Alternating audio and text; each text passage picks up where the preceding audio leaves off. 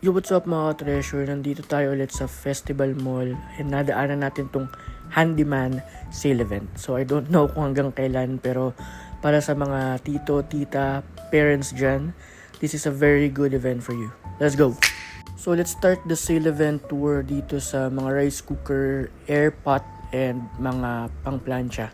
So meron sila niyan dito and napakababa ng price compared sa original. So meron dyan around 20% off pa nga eh. Then followed by yung mga kitchenware na mga pots or mga kaldero.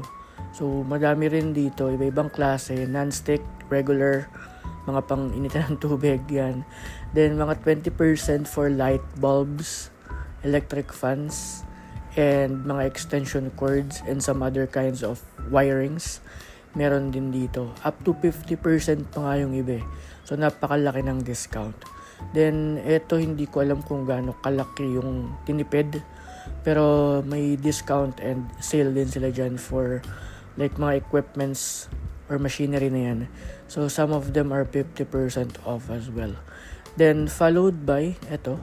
So, medyo dito yung marami-rami na guys na pumupunta sa toolbox. Ayan. So, $9.99 na lang and meron pang ibang klase. So, 70% off on some items. Then, ayan, for cars and mga pang maintenance ng sasakyan, meron din dito. So, I don't have any car, so hindi ko siya masyadong like chinek. Pero, there's still some discount for this set of items. Then, ito yung mga racks, pulleys, and mga like stante. So, dito medyo tumingin ako kasi kailangan natin yan. Lalagyan na ng mga collectibles. Pero, ayan, may mga 50% off din dyan. Then, katabi lang yan is ito. May mga buy one, take one.